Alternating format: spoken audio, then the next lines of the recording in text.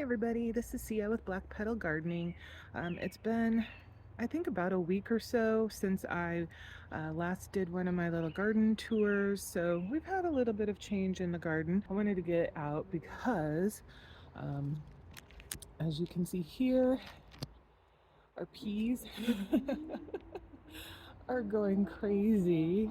And unfortunately, the trellisy thing that I kind of put together is not quite tall enough to support all of this growth. So I'm not really sure what I'm gonna do about that actually. That's a thing for me to figure out. Our other peas, which are over here, are much more manageable. But even though we did a harvest yesterday, we still have quite a bit that we can probably harvest off of here today. So that's what I am out here to do. Now, I know some people, because these are sugar snap peas, they prefer to wait until they plump up. Other people like them, when they're really young and very tender and they don't have a lot of development of the peas. I personally do like them when they've got developed peas in there. So, oh, I don't know. We got way up here.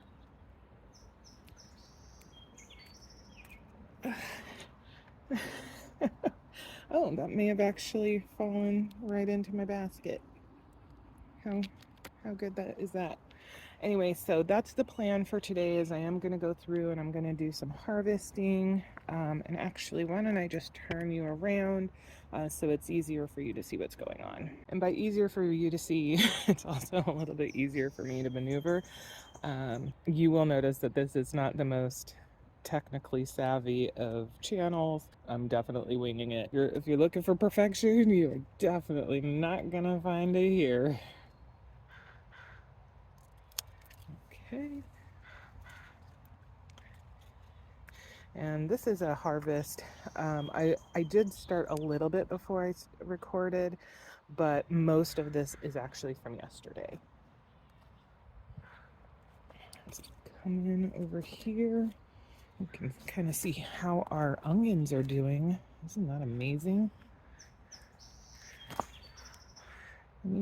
I think what I need to get is one of those things that you put on your thumb that lets you clip things easier. I think doing that is probably a little bit easier and better than trying to do scissors, especially if I'm holding a camera at the same time.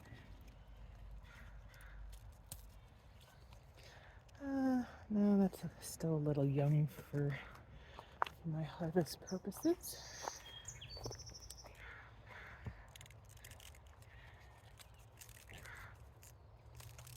And isn't it, I think I mentioned this in a different video, but isn't it interesting? These are all the same seed.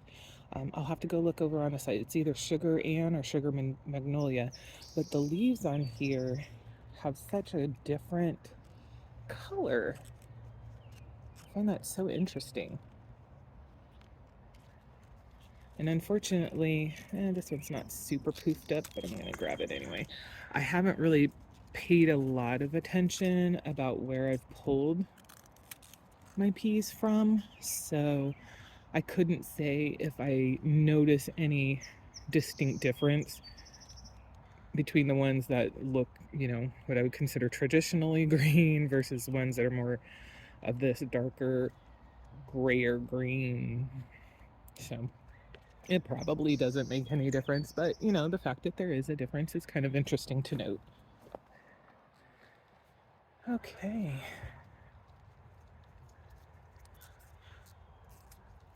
I think in the future, if I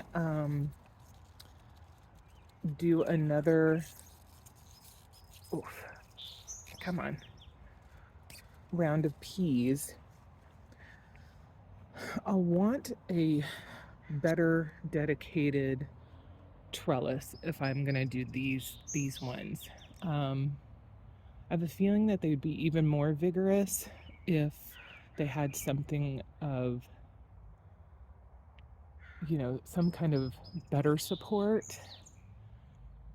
I was joking with Scott actually that maybe we should have made one of those arching things that went over the top of the bed for this to climb on, but maybe that isn't such a silly idea. Possibly something to think about for next year. This year, I think, I don't know. I really am not sure what we're going to do because a lot of the growth, from the bottom, there's really nothing from a vegetable harvesting perspective. It's all very much just tendrils and stems, and of course, leaves.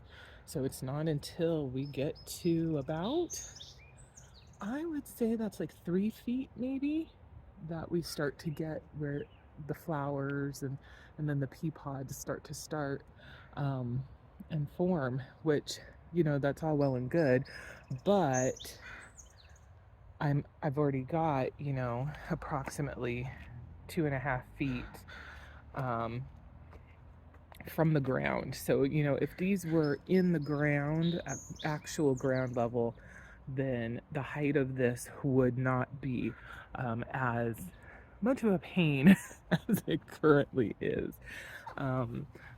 But the fact that I put this into a raised bed is something that I did not even think about when I was planting these seeds.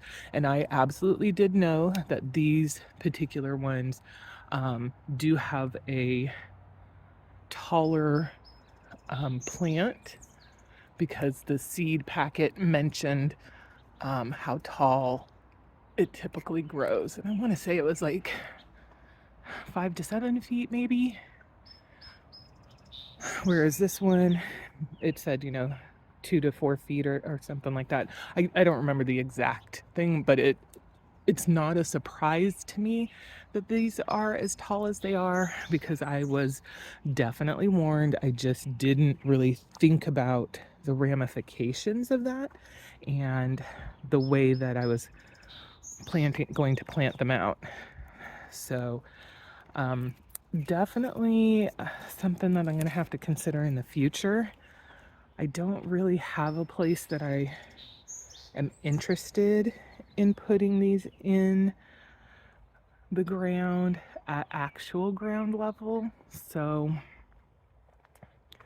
I'm not sure how how I'm going to reconcile that. I mean, I'd hate to have to just give up this particular variety because I do very much like these purple pods and the purple flowers in the garden look really, really pretty. And interestingly enough, the hummingbirds come by. I don't know if they're actually able to get anything from the flowers or not, but they do target this plant versus the smaller one. So I don't know. This is super tall. And if Scott was here, he would make fun of me being short, which is really hilarious since on a good day I'm 5'10" and on a bad day I'm 5'9". So I'm not really all that short. Oh my goodness. So you can see here that I've tried to provide a little bit of something. I think what I'll do is I will do another band around here, and maybe wrap it all the way around and then take some ties and tie it to the back up here.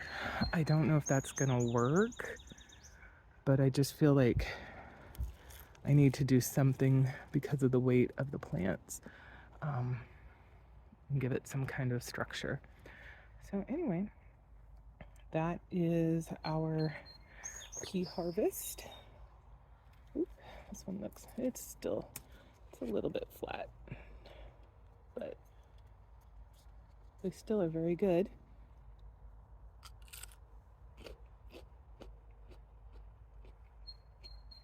Yep, gimme. I know not everybody likes to hear crunching and you know, people eating and things like that. I am one of those people. So, you know, I will try to keep that to a minimum, but I do also like to enjoy things fresh from the garden.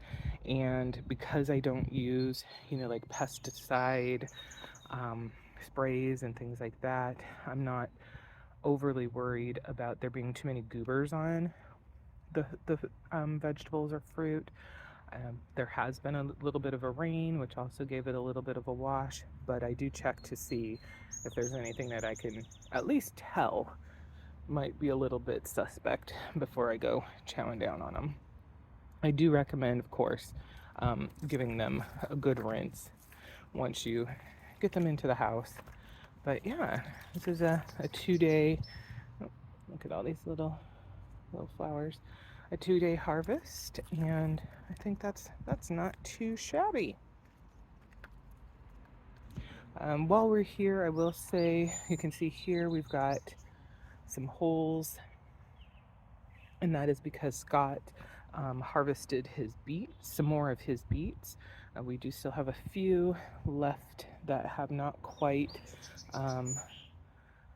matured, and so those will be harvested later. He ended up he roasted them, and then he's doing like some kind of light pickle for them, and so that's what he's doing right now. Oh, let me grab the scissors so I don't leave those out here. And always trying to pull these weeds when I see them, because the last thing I want is for them to proliferate. Let's use our words properly, if I can help it. Oh, got some grasses over here that should not be in here. You can see here, there's our 2 sunflowers. I wanted to come over here because I saw some more weeds.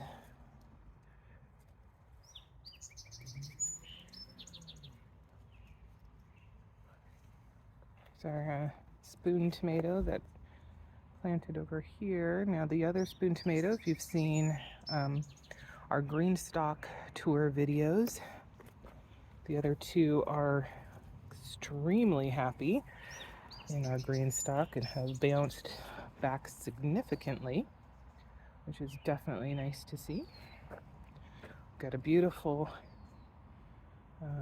lettuce, which is it's a little dirty, but I saw something crawling on there, so I'll have to double check that before we go harvest it. We are awash in lettuce, by the way. We harvested all of our butter crunch because it was starting to get unruly and I was concerned about it bolting. We have, see over there, a ton of just leaf lettuce similar to this, and we've been harvesting it with the cut and come again like crazy. And all right, bug. Yeah, so one thing that we definitely do not need at the moment is lettuce. We have been eating salads almost constantly, and then of course for sandwiches. So all right, anyway, I am gonna go ahead and say goodbye for this particular video. I hope you have a wonderful day, and as today is Sunday the 18th, I wish everyone a happy Father's Day. And for those of you who are not a father for one reason or another, I wish you a very happy Sunday. Take care of yourselves. Bye-bye.